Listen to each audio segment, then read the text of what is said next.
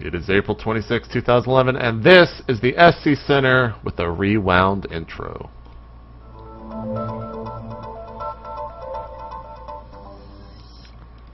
What is up, everyone? I'm JP McDaniel, and that right there is a very well lit Chobo Peon, aka Patrick O'Neill, coming from Brooklyn, New York. Patrick, is it bright and sunny out there?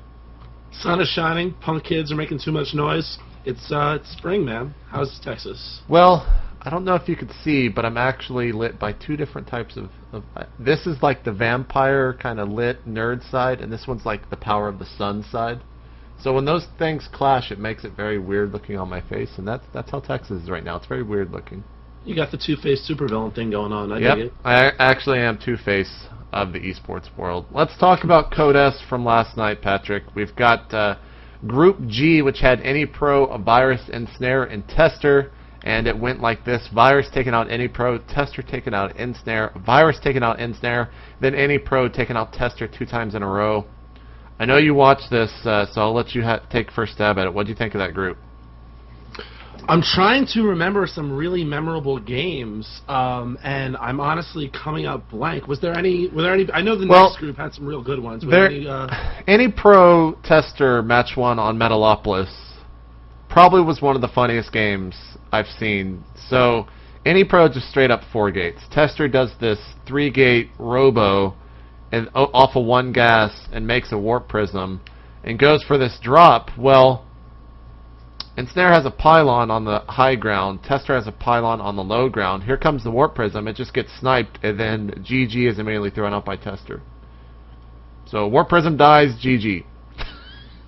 It would have worked. I mean, Artosis went into pretty good detail about it in the cast, so if you want to go check out really what was going on, other than just the warp prism dying, go check that out over in the VODs over at gomtv.net. But that game was interesting. The Xel'Naga Fortress game was pretty cool. I thought Tester was going to be able to hold it off with his DTs. There were some good attacks that he actually did hold off, but basically Any Pro just had too much stuff and beat out Tester. But that means that Virus and Any Pro will be moving on to the round of 16. Virus going 2-0 and Any Pro going 2-1. Poor Ensnare, poor Tester. There's a picture out there of Tester who was crying.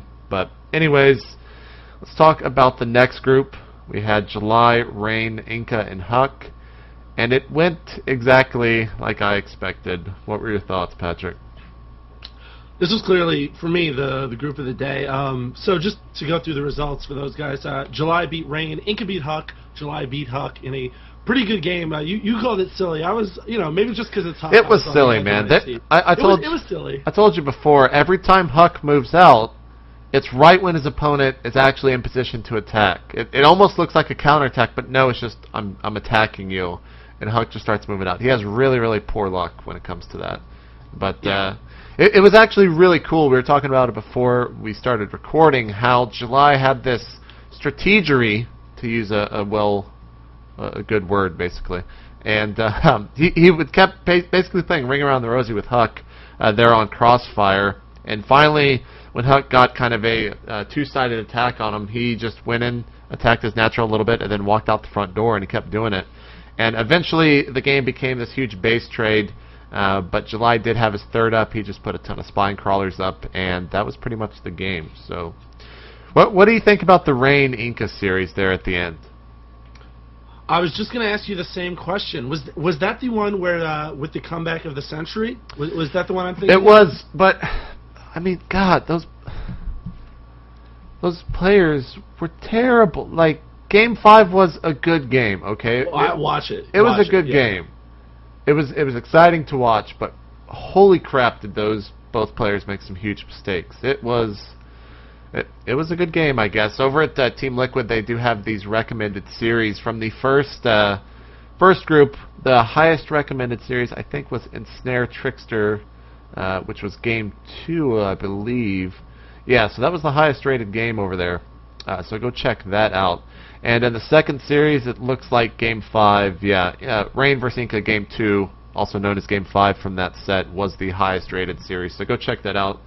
But man, those players made some big mistakes. But oh well, man. Oh well. It can make for exciting play. That's true. That's true.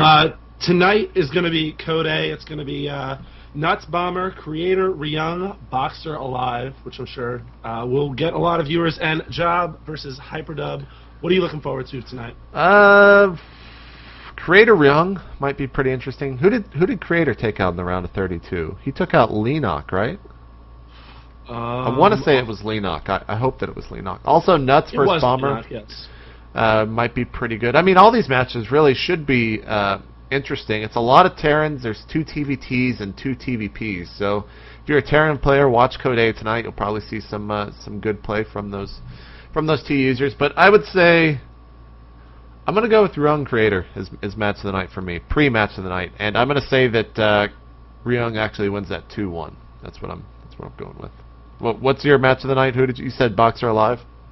No, I'm probably going to look forward to Bomber Nuts, just because every time Bomber plays, I kind of want to watch him. Whether or not I'm buying into the hype, I just really want to see the guy play. But like you said, it should be a good night all around. Nothing really that's looking too terrible. Let's talk about those patch notes. Yes, have you played them on the PTR? I have not, but I just want to say the bunker was changed, man. Actually, no, it was not. I thought the bunker was changed in some fashion. Bunker's changed. Where? From 100, you don't get everything. Oh, the salvage resource. Okay, yeah, that's the bunker change. You know, they go and sit in a room, like, all right, guys, we got a patch. Let's get a bunker change in there. And then this is it. PvP is going to be completely changed. I think a lot of matchups with Protoss in them. PvZ especially is going to change when it comes to the openers. But we'll go a little bit more in depth on state of the game. Do you have any thoughts about the patch? No, haven't played it really, but I'm off the top of my head, I'm happy with what they're doing with Protoss. I think things needed to be shuffled around, so I'm glad to see that they're doing that, and we'll see how it plays out. We'll see how the PTR works. I just read fixed a bug where players were still able to stack flying units on top of each other. Why would they take that out? Why would they take that out? But yeah, you can go check out the actual patch notes over at us.battle.net. I'm sure it's on all the other battle.nets as well. And we'll be discussing that patch as I make upwards tonight on State of the Game, so tune into that. I'll tell you where in just a couple of moments. You found a website that I'm not actually going to be able to give you guys, so just go check out the YouTube VODs or the Blip VODs over at itmeJP.blip.tv. But it is a prize winning by country. Korea has 934,617 total earnings. That's almost $1 million. Second place is Sweden with 18 total players at 100,000.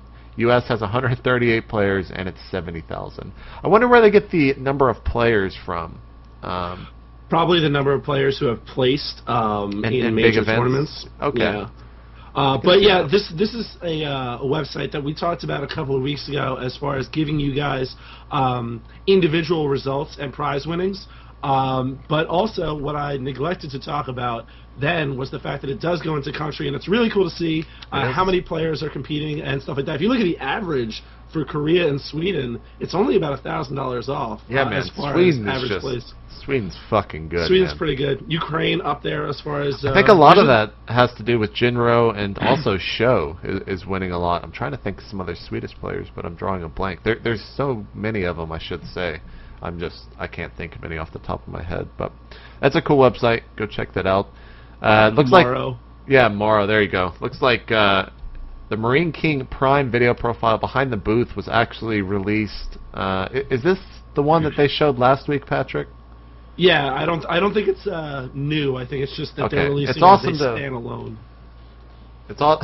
Oh yeah, Nanny Wall. How could I forget that? It's awesome to see the fact that they split this up, because it was the one that they showed last night with Leenock wasn't as interesting, but the Marine King Prime video profile was cool. Go check that out. It's good to see GSL finally throwing some more personal stories in there and kind of adding to the character of all these players. We've got a clip of the day for you guys today.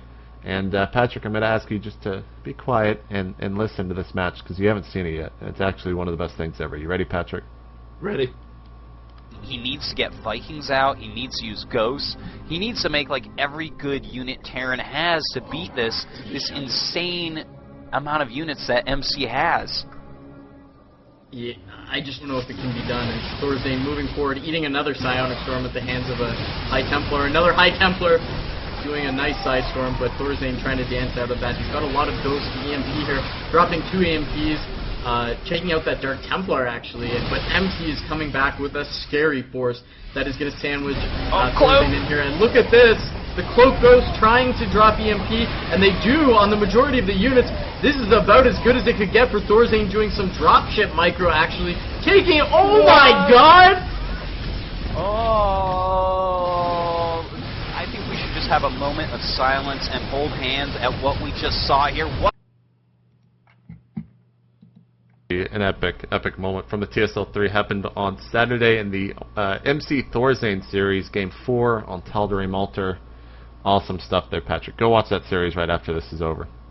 Yes, sir. I just watched like 10 seconds of that, and it made me realize I need to drop everything I'm doing and go watch it.